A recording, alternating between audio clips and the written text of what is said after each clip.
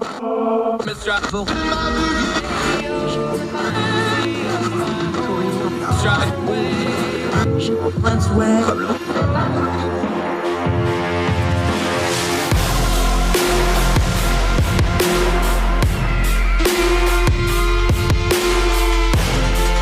your host, Andrew Donaldson. This is Heard Tell. Let's talk about how not to talk about certain issues. We're going to go over to the UK, but this happens in America too. I suspect it happens in other countries. The way you say things, ask anybody, ask your children, ask your significant other. How you say things matters almost as much as what you're saying. And in the cultural and political realm, it usually matters more because people want to hear things a certain way. They don't want to be talked to certain other ways. This is from Sky News. A government minister has suggested that people struggling with the cost of living could take on more hours or move to a better paid job. Rachel McLean, the safeguarding minister, just stew on that for a second, told Sky News' Kay Burley that those were some of the ways households could, quote, protect themselves as prices soar. Now, the UK is having the same inflation problems we are, and we're going to give you an example of how not to talk about it if you're a sitting office holder, politician, commentator, or just want to be a decent human being. Ms. McLean said that every minister was looking at the issue as consumers face short-term pressures such as high energy and food bills, and added there was more help coming. So far, so good. And then it all went so terribly, terribly wrong. She added, quote, over the long term, we need to have a plan to grow the economy and make sure that people are able to protect themselves better, whether that's by taking on more hours or moving to a better paid job. And these are long-term actions, but that's what we're focused on as a government. Oh boy. No, folks can't just move to a better paying job. No, they can't just take on more hours.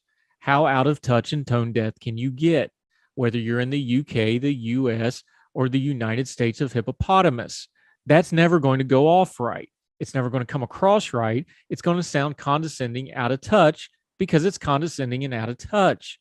If people could just snap their fingers, mount their magical unicorn, and ride over to the better paying jobs, they would. But that's not how this economy is currently working. Yes, there's a labor shortage and people are having some options, which means they're leaving poor job environments or lesser paying jobs because they can get other ones because of the competitive environment. But even at that, that's not how you say that. You don't tell the plebes to just go get better paying jobs.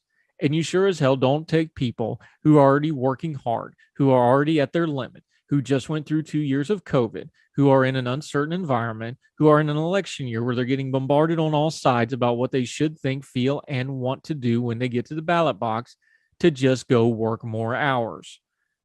The people that work more hours and work on an hourly wage already know exactly how many hours they work. They know how many hours they need to work, and they know how many hours they want to work. And many of them can't get the hours that they want, or they have too many and it fries them out and they're not able to work effectively.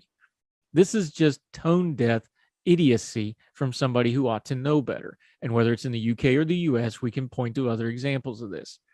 This is very close to let them eat cake.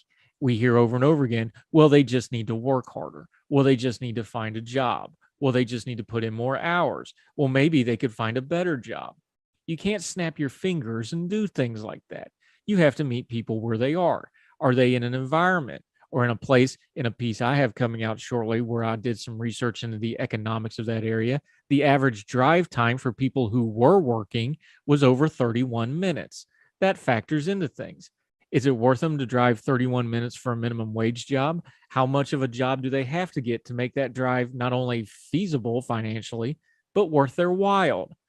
There's a lot of factors that go into things like the job shortage, like the financial crisis we're about to go through.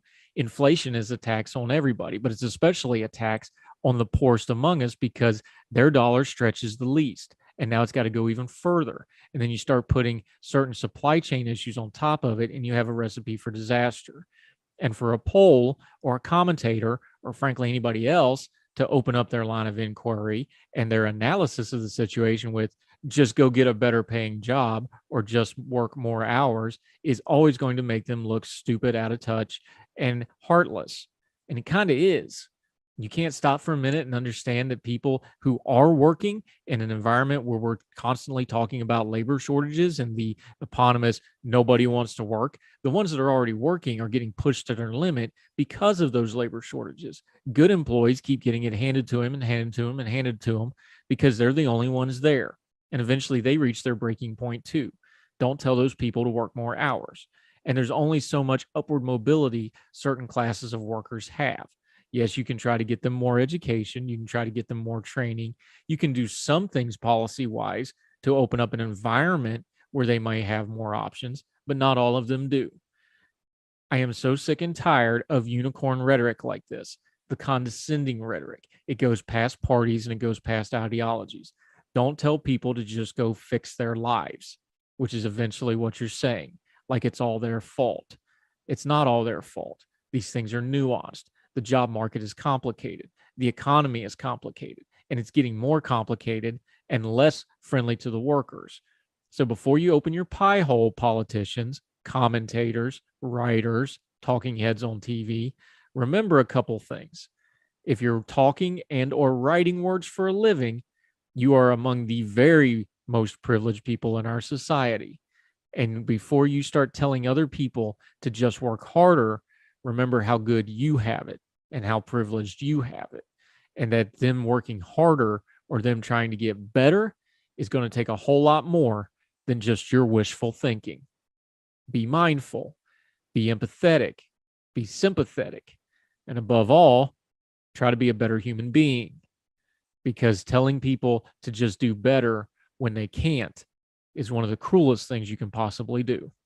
More Heard Tell right after this.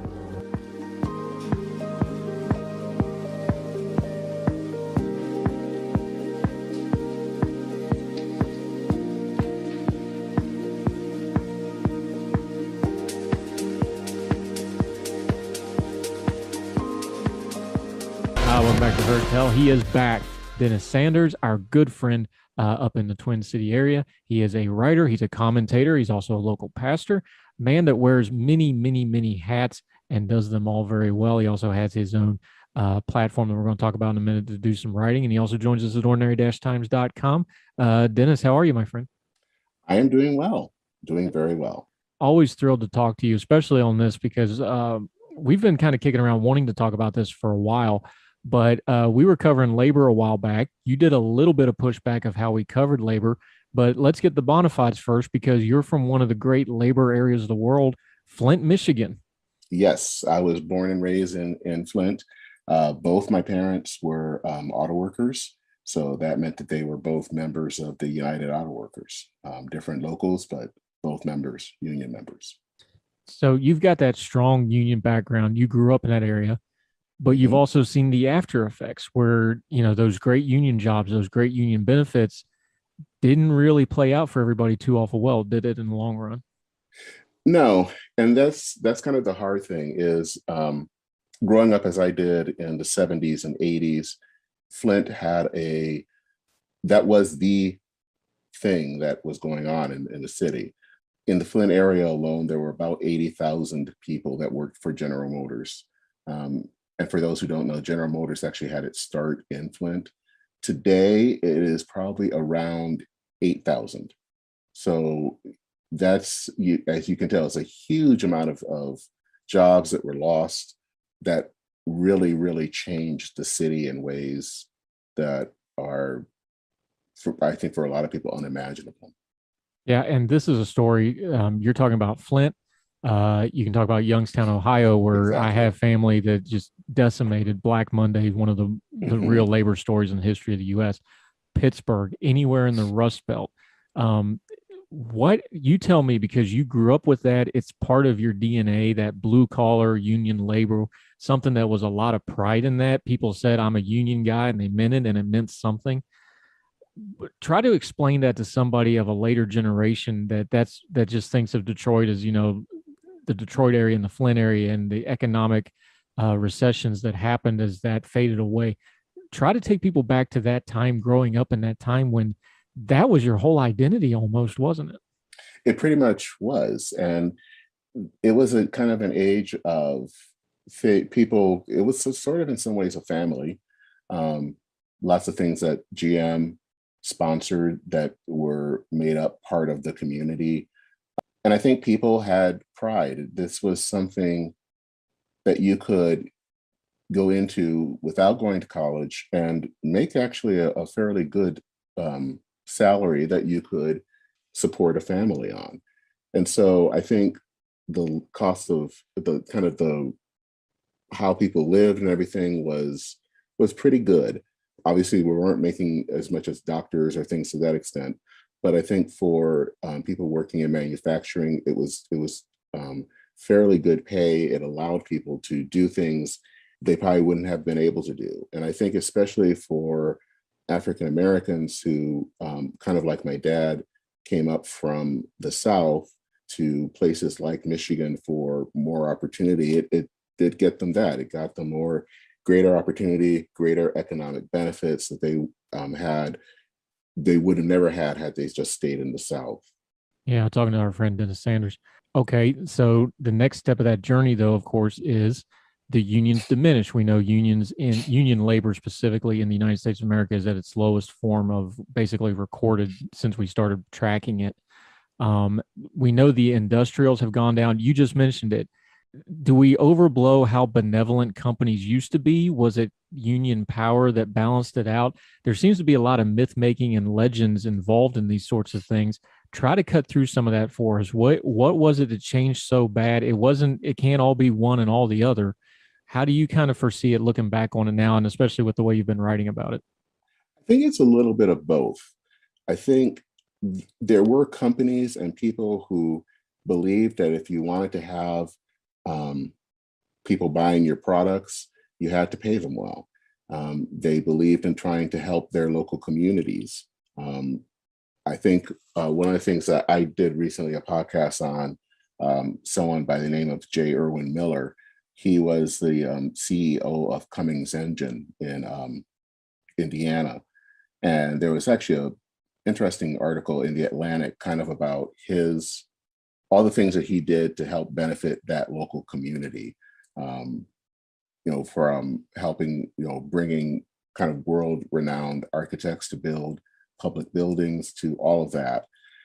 But it was also unions as well, that it's kind of that unions were pushing for better wages, for safer working conditions, just things to that extent that they were pushing for, and that sometimes meant going on strike to do that. One of the things that was really a part of Flint lore and part of labor lore is the 1936-37 sit-down strike in Flint, where several of the factories, they basically literally stopped and sat down. And this was simply for that, at that time, to getting labor recognition. The company, General Motors, didn't want to recognize the union. And this was a way for them to kind of make that possible. And I think once that happened, again, it brought forth things like better benefits, healthcare, retirement, things that in a lot of cases we take for granted was done really because of labor. But it's not all labor, and it's not all benevolent companies. It's both. And I think in some ways we've lost both of those things in our modern culture. See, I know that, coming from West Virginia, if there was ever a group of people that ever needed a union, it was coal miners. Because, they owned you with the script. You lived in a company house. They paid you with company script. It was terrible what was going on with the coal miners. You could do it with any other industry as well. But at the same time, the unions kind of warped and developed. They were not always the benevolent organizations they should have been either, were they? No, I think that's also important to know too. Unions sometimes also had a racist history. They wouldn't necessarily include African Americans in their unions. That changed over time, but that wasn't always the case. And I think even in modern day, they've been slow to adapt to kind of the changing nature of the market. As we've become a more globalized society, we have to find ways of how do we continue to support things like trade, not necessarily to the extent that it's hurting people, but I think that there are benefits to trade. And so how do you do that and also support workers? And I think sometimes unions were slow in getting to that.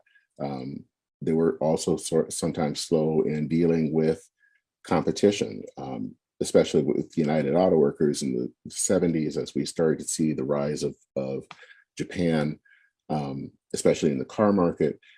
I think both General Motors and the unions were not quick in trying to figure out how to compete against these companies that were now kind of making their way into the American marketplace.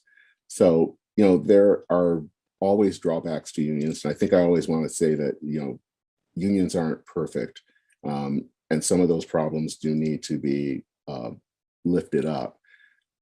But I also think even as imperfect as they are, they do have a purpose in our society. Yeah. And one of the things, because people knock me and think I'm anti-union, I'm actually not anti-union. I don't think unions are a one-size-fits-all solution. I don't think they're this panacea where everything a union does is perfect, because we know better with the record of that. This is one of the few things I think Europe actually does a better job than we do.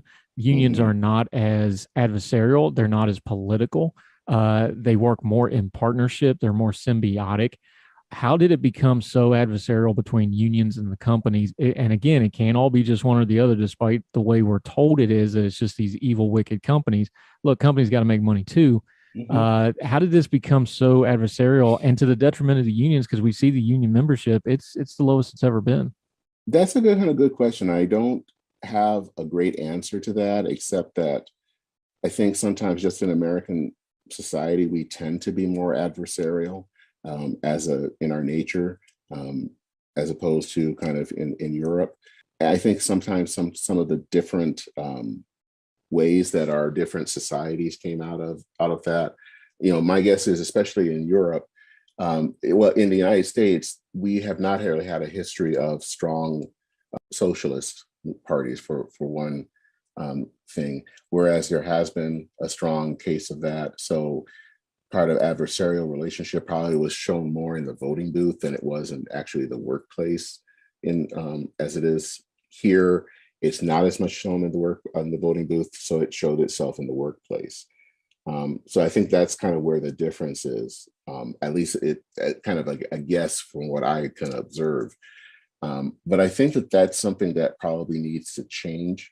I think that the adversarial approach that might have worked in the 1930s and 40s when this was a new thing and companies weren't as amenable.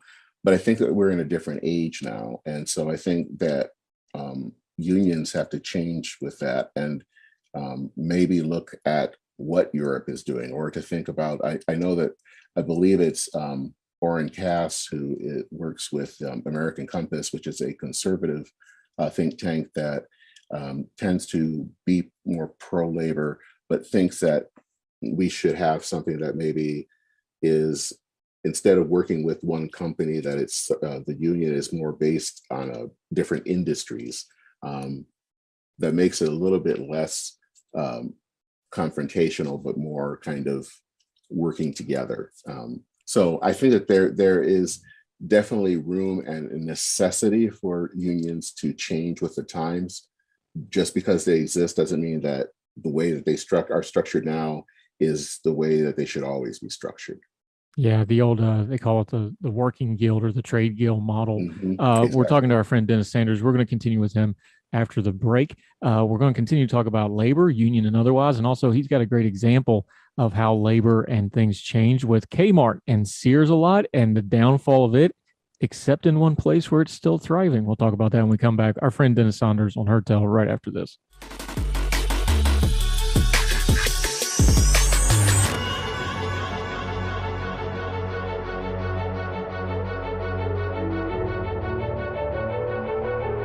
Welcome back to Heard Tell. We're having a good time talking to our buddy Dennis Sanders, but kind of a serious topic on labor and unions and things of this nature. One thing about unions that always strikes me, I think they're really misbegotten in where they're picking their battles right now.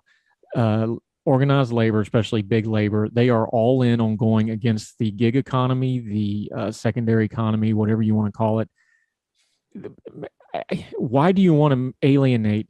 Look, unions are down to something like 10% of the workforce. The gig economy is up to something like 30% of the workforce. Why are you picking a fight with the very people that you're arguing that you want to come into your unions?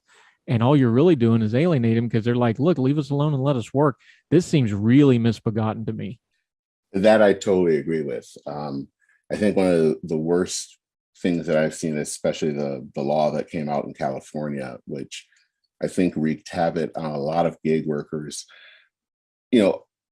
I think part of it comes from this belief that they think that the gig economy is just exploitative. And so they think that, well, wouldn't you really want to just work in an office or in an industry or whatever, like everyone else? What I think unions don't realize is that the nature of work has changed. There are a lot of people that want to work on their own. They want to be contractors. They want the flexibility that comes with all of that. And so coming in with a law that basically messes all of this up isn't helpful, and it really just makes more enemies against unions than what is necessary. I mean, if unions want to be of help in this changed economy, then what they should be about is trying to create guilds or things to that extent that would help people who do go into the gig economy, instead of trying to basically mess up what they want to do, which is to work independently and to call their own hours. Yeah, here's where I depart from some of our labor-friendly brethren. I think you absolutely have a right to start a union. I've been a supervisor in a company that was non-union. We had it hanging on the walls. I've facilitated the meetings for union reps to come into the non-union rep. We set them up in a break room. There's very specific rules how you have to handle those things. I've done all that. I've interacted with them. I know how those things work. My thing is, you absolutely have a right to have a union, but that also means you should absolutely have a right to not have to go through a union to make your livelihood. And that just seems to be the disconnect with some of the big labor folks and people that I know that are genuinely pro-worker, and they really believe that that's the best thing to do. If you're just changing one tyranny of a company to the tyranny of a union, and especially if you have a union that also has the backing of the federal government, which all too often is the case nowadays, there's no way you can convince me that that's pro-worker, because if the union has the backing of the government and you don't have a choice to be in the union or not, where's a worker go then? Yeah, and I agree. One of the things I remember growing up that I can just remember, even as a kid, I didn't like this, is the whole concept of I think they would call it a closed shop, where basically if you took a job, you are automatically part of the union. And there was a part of me that was bothered by that, because you didn't have a choice of whether you wanted to be in the union or not. And I get what they're trying to get at with collective bargaining and all of that, but you've taken that person's choice of what they want to do out of their hands and just made them and just forced them to do something that they don't want to do. And I think, that's kind of related to what's going on with the gig workers, is this belief that unions are good, so everyone can benefit, and realizing that there is also choice in this. People don't have to join a union. Unions are voluntary organizations, and even in spite of all the good I think that they do, and they do a lot, but it's good, they're voluntary, and people shouldn't be forced to be part of one if they don't want to be part of one. And I think that's okay. To me, that's part of what it is to be an American. It's a sense of choice of what we want to do. It's part of what's killing the unions too, that the Yeah. union was always supposed to be the voice of the worker. Well, everybody's got a voice now because they all have social media accounts. Like, they can Google what their company's doing. They don't need their union rep to explain stock options to them. They all has technology just kind of made part of what the traditional union was obsolete. They've made part of it. I don't think they've made all of it. And I think this is maybe where the initial pushback came when I wrote to you a while back, is the belief that because we have a more, atomized society, social media, things that allow us to speak up, we tend to think that we have more power than we used to. And I think that there in some cases that's true, but in other cases it's not. You may not have the power to say, I would like to have better benefits or to deal with better healthcare. So there are some areas in some industries, not every industry, your one voice doesn't always carry when you're up against a management. And so that's where you would see a need for a union to kind of be that voice. Where I think the caveat is you have to want to have them be your voice. They can't just come in and be your voice. That I think is wrong because that turns people off. People don't want to have something being done for them. And in some cases, they don't want necessarily a one size fits all thing. So unions are still necessary, but in this day and age, in the age of social media, in the age of a gig worker, it's not going to operate like it did in 1968. We're not that economy. And that's, I think, part of the problem of why unions aren't doing as well is because they haven't necessarily always changed with the times.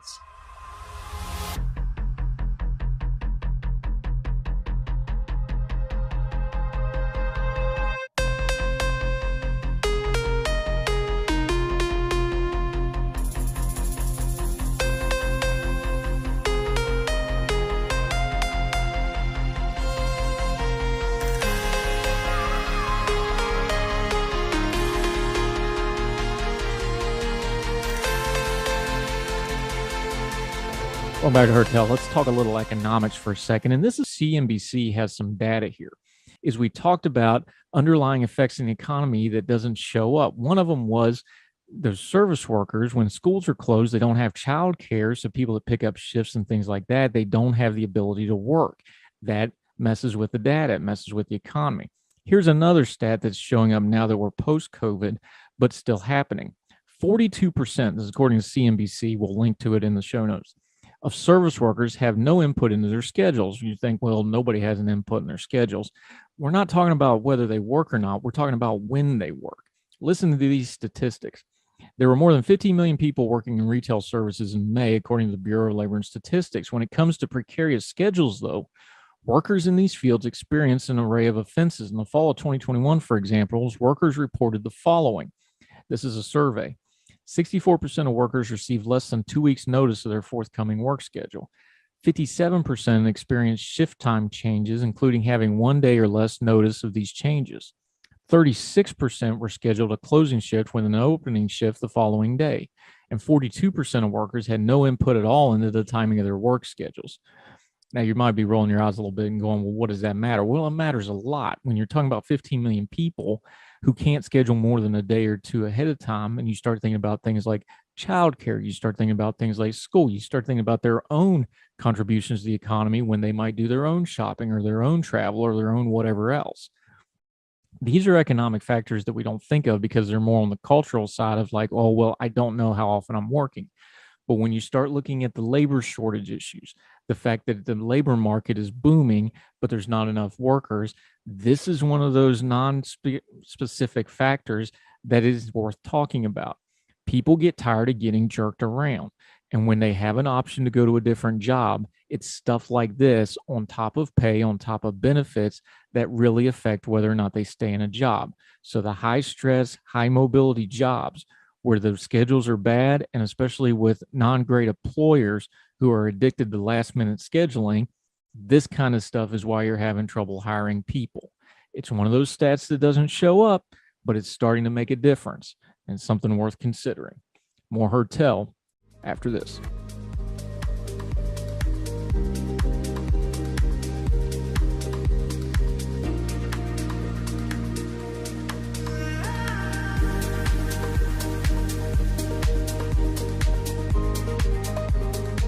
Let's speak to that one-size-fits-all approach for a second, because to be fair, there are lots of companies that abuse the independent contractor labor to not pay benefits, to not do wages. That does get abused by companies. The thing here, though, is I don't know that a one size fits all, well, we can just unionize the entire gig economy is going to work, because the gig economy organically grew because it went into, lack of a better term, gaps of employment, people that wanted more freedom, people that wanted more independent thing. Companies rose through those things. Putting this old solution across the board onto a new and burgeoning sector of the economy that's growing by leaps and bounds. And not everybody in the gig economy is miserable. A lot of people like that flexibility. You and me are in the gig economy. We're both freelance writers and media people. I think this may be just one of those things where we're trying to do an old solution to a new problem, and you're just going to end up making a bigger mess. Am I wrong there?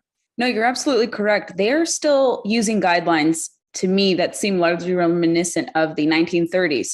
Labor law of the 1930s and the scenarios that we have right now, very different. It's not the 1930s anymore. It's 2022. We have a lot of different metrics at play. We have worker kind of makeup that is very different. We don't thankfully see as much misclassification as possible. Certainly some companies may engage in it. And if they are abusing those powers, they can have those situations rectified and be targeted, or not targeted, but essentially reformed if they have been engaging in those abuses. But they want to take it a step further. And we saw this play out in California, where they said this is to essentially address in California's Assembly Bill 5 to rectify a huge, huge problem. It's only going to affect a small slither of the gig economy, the rideshare workers in their eyes, but it in fact extended well beyond rideshare workers who they claimed were missing out on benefits for healthcare and dental and other things, that they were wholly misclassified under the eyes of California labor law. But it, of course, like every law with unintended consequences or intended consequences, I think in this case, they saw successful, highly skilled independent workers who don't really hinge their work output on the need for benefits or the need to unionize. They saw their workload shrink demonstrably. I know on the offhand that a lot of people had to either give up gig work or freelance work altogether. They had to move to a different state. They had contracts canceled on them because people from out of state were very scared about what California's law would entail and said, well, we have to unfortunately cancel your contract because of the new labor law that California has into place. So a lot of people in California saw a huge loss of work. I think it's probably upwards of at least 1 million people. There's no key figures yet, but I know at least that figure, a lot of people in either a permanent fashion or at least a partial fashion have seen their freelancer livelihood eroded in some capacity. And I wish they did have those numbers more, but I was told by people that at least 1 million people have seen some sort of setback in terms of their employment status and kind of their success as freelancers. And we see these kind of copycat efforts in other blue states. In Virginia, and actually in your state of West Virginia, I know the governor signed into law last year, probably one of the strongest independent contractor worker laws in place to ensure that the IRS standard and the common law standard would be adhered to, and that companies, especially labor unions, companies that work with labor unions or labor unions themselves, would not abuse claims of misclassification to displace independent workers from the workforce. And Virginia is starting to see that language too. Like you had mentioned, I was in the process of testifying and they at last minute carried the bill over to next year. It's a good thing. So the Democrat controlled Senate wouldn't kill the bill, which is ripe for potential. And they wanted, the governor's office, I was told, wanted to rewrite it or lend some commentary a bit more to make it stronger. So there is an interest from this new administration in Virginia to pass it. But you see, obviously, California and a lot of states responding to California in the opposite direction to protect independent workers, because I think red state governors largely recognize that this is a burgeoning workforce. There's largely no misclassification or very limited instances when it's an independent worker who voluntarily engages in a contract with companies. Probably like you, I voluntarily enter agreements with companies. It's mutually agreed to terms. I get to decide and agree to the payment. If I want benefits, I can set aside money myself. That's not really something I hinge my work output on because that's very minor. If I wanted to do that, I would have stayed in a 9-to-5 job. But essentially, I think people, especially big labor, misunderstands why people go into this. And I think they're kind of ignoring where the trends are going economically speaking, especially in the wake of the pandemic. We see a lot of people leaving 9-to-5 jobs in what has been billed as the Great Resignation or now the Great Reshuffle. And people have cited flexibility, more free arrangements, more freedom to choose who to work with, your work hours, things of that sort, and having more happiness and better well-being, mental well-being, things of that sort, more time with family. A lot of people have cited those factors as reasons for them leaving traditional workplaces for these more flexible work arrangements, or maybe even traditional jobs now allowing for remote and more flexible options. I've seen that some companies are doing that as well, recognizing that they risk losing workers to flexible work arrangements if they don't adopt these more flexible type of scenarios to their workers. So I would say the regulators are going against the trends. They're failing to see that the regulatory framework of the 1930s does not apply to the regulatory framework of today. And I think you see a lot of workers telling regulators, do not regulate us out of existence, do not reclassify us, because if you do, it'll have a lot of very bad consequences for people, for the GDP, for people's well-being, and for just kind of this new and kind of last, I would say, iteration of entrepreneurship that you see, pure unadulterated entrepreneurship that can take someone from being self-employed to running a small brick and mortar shop to maybe one day running a big business. Talking to Gabriella Hoffman. When we come back, we're going to dig into that labor just a little bit. There's an appointee that's very important trying to get into the labor department that we're going to discuss. Also talk about something not labor related. She's got a little bit of conservation work she's been doing. Talk about that to finish up. We'll be back with Gabriella Hoffman of Young Voices right after this on Heard Tell.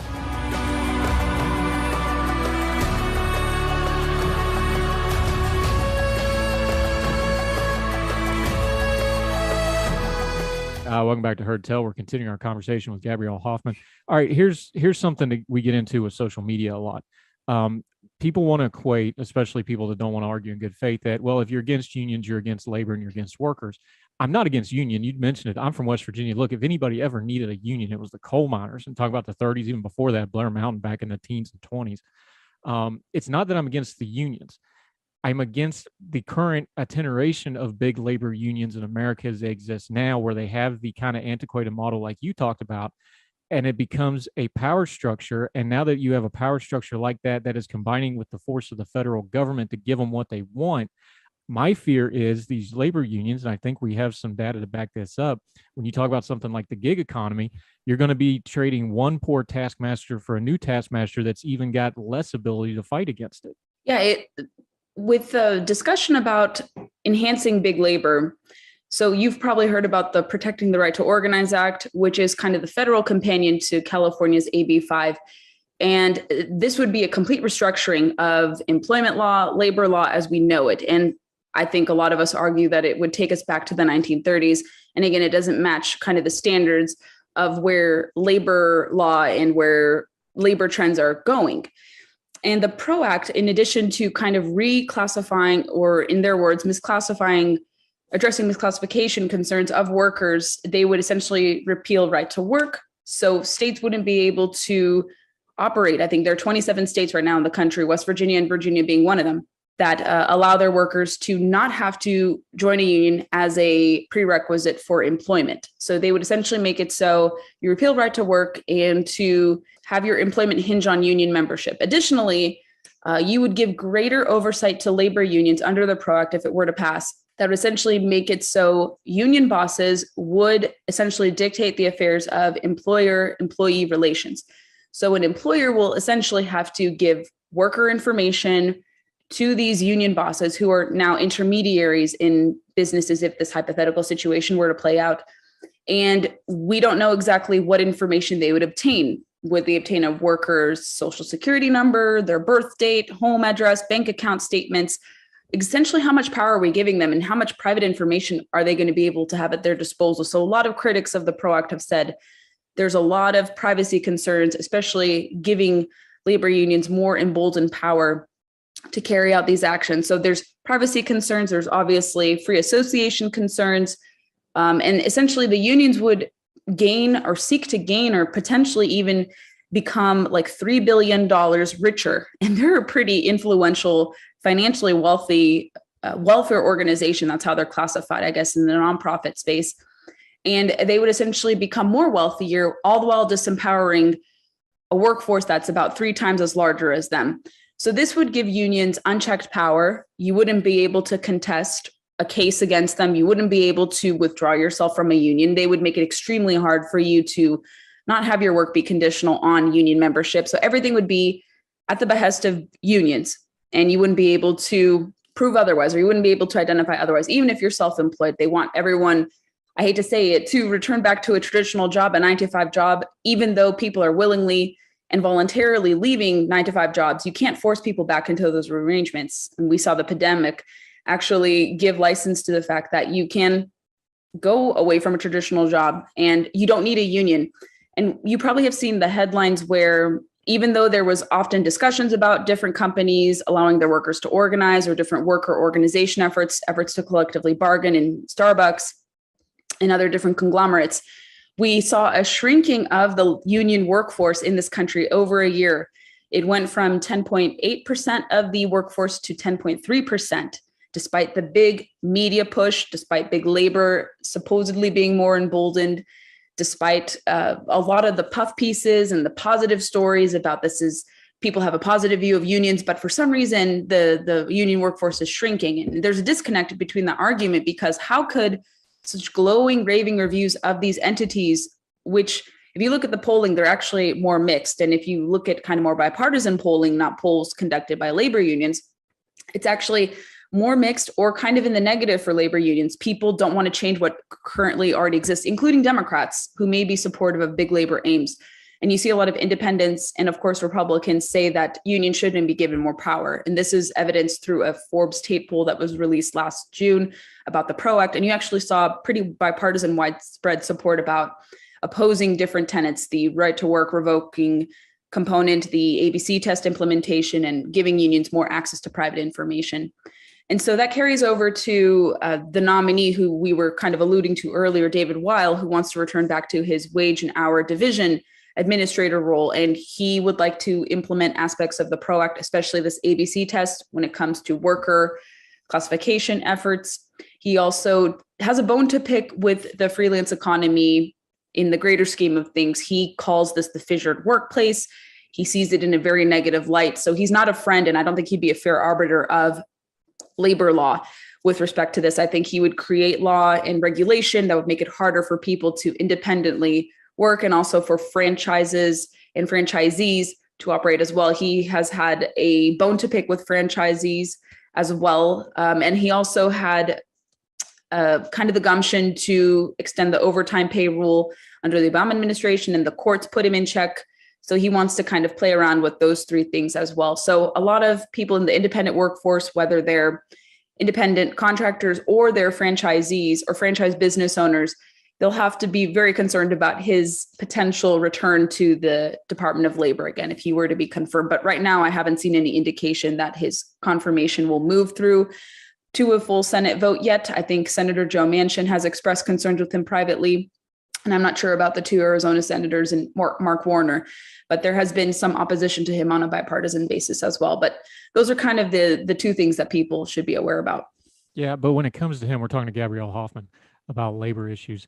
When it comes to him, even if he's not confirmed, this goes to what you're talking about how power works when we're dealing with labor, and how the government and big unions and the workforce and workers themselves all meet, because most people probably have never heard of the wage and hour division of the Department of Labor, but it's these kind of bureaucratic administrative postings. They're appointed positions, so they have to go through review. Theoretically, that's through our representatives, but let's not get into all that right at the moment. That's a position that has immense power when you start talking about things like the gig economy, doesn't it? So just explain for a second, though, this is really important. That it sounds kind of like, oh, well, this is just a government posting. No, this really, really matters if you're trying to be an Uber driver, or if you're trying to work for Amazon as a third-party carrier, or pick whatever you want, freelance writing, whatever the case may be. Yeah, if he were to return back to the agency, especially with his animus towards it, I think that presents a huge conflict of interest. You're supposed to be a neutral arbiter. If you're presiding over lawmaking or rulemaking in this capacity, you should have someone who's more fair to it, who hasn't written against the gig economy or called for its quashing.